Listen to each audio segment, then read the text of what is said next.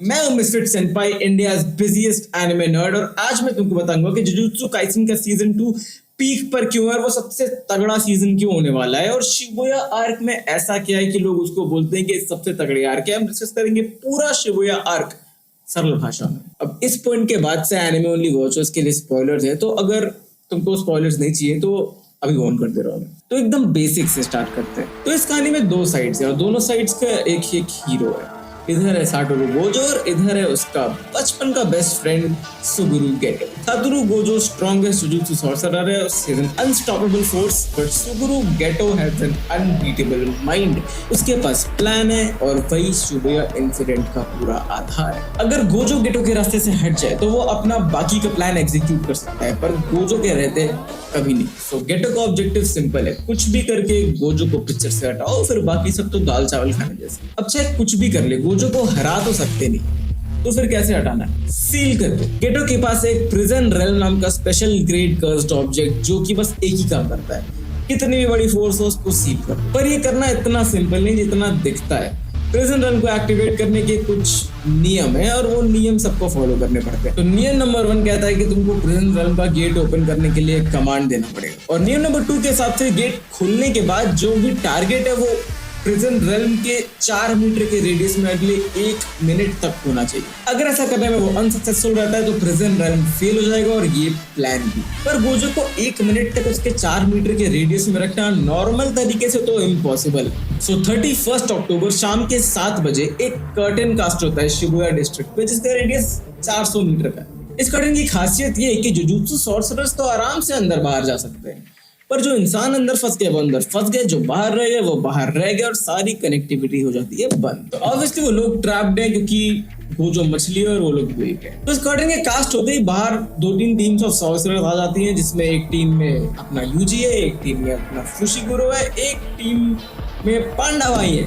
लोगों में फैल जाता है पैनिक और उनको पता चलता है कि उनको बस एक ही आदमी बचा सकता है और वो है सातोरू गोजो। तो सातोरू गोजो की मांग होती है और वो हो जाता है हाजिर 838 पे शिबुया मॉल के ऊपर उड़ते हुए। वो वहां से सिचुएशन देखता है और फिर 839 पे पहुंच जाता है ट्रेन के सामने जहां पे बाकी सारे लोग। तो अब सिचुएशन ये है कि एक रेलवे ट्रैक है, एक तरफ अकेला गोजो है और दूसरे साइड है जोगो, हानामी, गेटो और बाकी सारे कर्स स्पिरिट्स प्लेटफॉर्म पे खड़े हैं। ह्यूमन सब कुछ ट्रांसफिगर्ड ह्यूमन उनके बीच में। और यहाँ पे पता चलता है सिविलियंस को लाने का दूसरा फायदा, क्योंकि गोजो अटैक नहीं कर सकता है। गोजो अगर थोड़ा सा भी अटैक करने लग जाएगा तो सारे सिविलियंस मारे जाएंगे और गोजो वो अफोर्ड नहीं कर सकता। इस बात का फायदा उठा के जोगो और हानामी उस पर अटैक करना चालू करते हैं डोमेन एम्पलीफिकेशन का यूज करके। ये टेक्निक एक सिंपल डोमेन की तरह है जो मकामारू ने यूज की थी, बट इसमें ये लोग उसको वाटरी सरफेस से कोट कर देते हैं जिससे गोजो को भी वो लोग टच कर सकते हैं। ये बात उन्हें गेटो ने ही बताई थी। पर Gojo being the absolute boss man that is, वो इस बार भी जोगो को बोलता है कि जब मैं इस बार तुमको हरा दूंगा तो तुम चूतिया से एक्सक्यूजेस मत देने बैठना भाई। फिर बस ये बात सही कि गोजो अगर अपना डोमेन एक्सपैंड करने पे आ गया तो वो इन सबको 1 सेकंड में हरा देगा, पर वो ये कर ही नहीं सकता क्योंकि लोग कर्टन और उसके डोमेन के बीच में दब के मर जाएंगे। तो गोजो करता है अपनी कर्स एनर्जी को थोड़ा सा डिसेबल।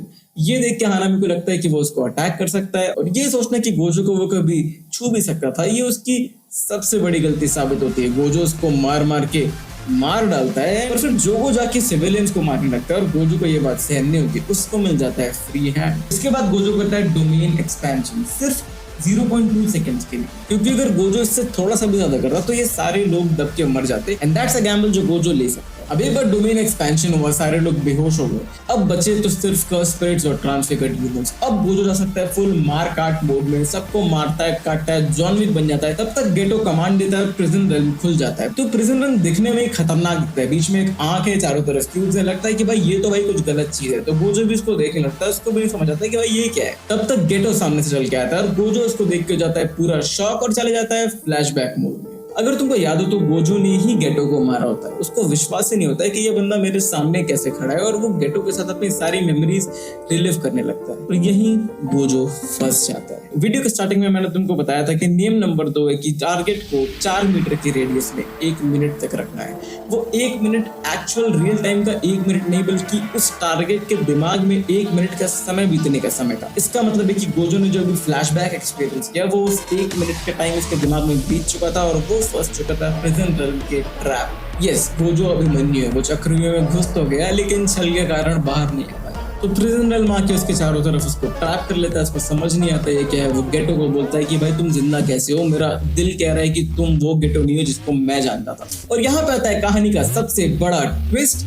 तुमको याद हो तो गेटो के यहाँ पे सर पे स्टिचेस होती है। गेटो अपना सर खोल लेता है, उसके अंदर से एक दिमाग बात कर रहा होता है और वो दिमाग एक्चुअली एक स्पिरिट है जिसका नाम मैं रिवील नहीं करूंगा क्योंकि मांगा में भी नहीं रिवील हुआ है। उसके और गेटो की थोड़ी सी जो भी एस्पिरेशंस थे स्पिरिट्स और ह्यूमंस को लेके वो थोड़े सिमिलर है और वही अभी उसकी बॉडी कंट्रोल कर रहा है, उसकी सारी पावर्स कंट्रोल कर रहा है और उसे नहीं ये सारा इंसिडेंट रचा है। तो वो जो सील होने वाला होता है और अगर प्रिजन रेल में कोई सील हो गया तो वो बिना आउटसाइड इंटरफेरेंस के बाहर नहीं निकल सकता। पर गोजो जाते जाते ये बोल के जाता है कि तुम मेरा गोजो फाड़ नहीं पाओगे भाई, और जो बाहर मेरे लौंडे खड़े हैं वो आके मुझे बचा ले। तो गेटो उसको बोलता है साले मेरा मोमेंट है, तुम बकवास मत करो। तब तक प्रिजन रेल हो जाता है क्लोज, गोजो जाता है उसके पॉकेट डिमेंशन में सील।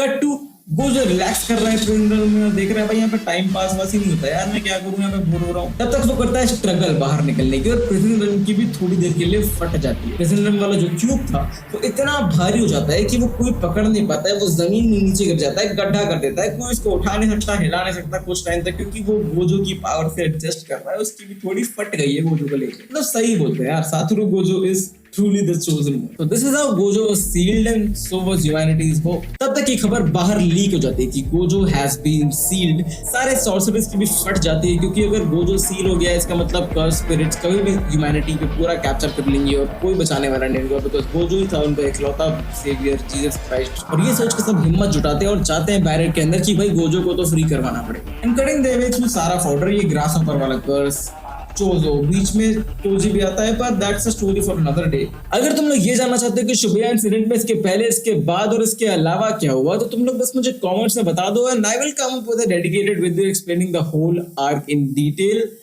तब तक के लिए keep watching anime and sayonara.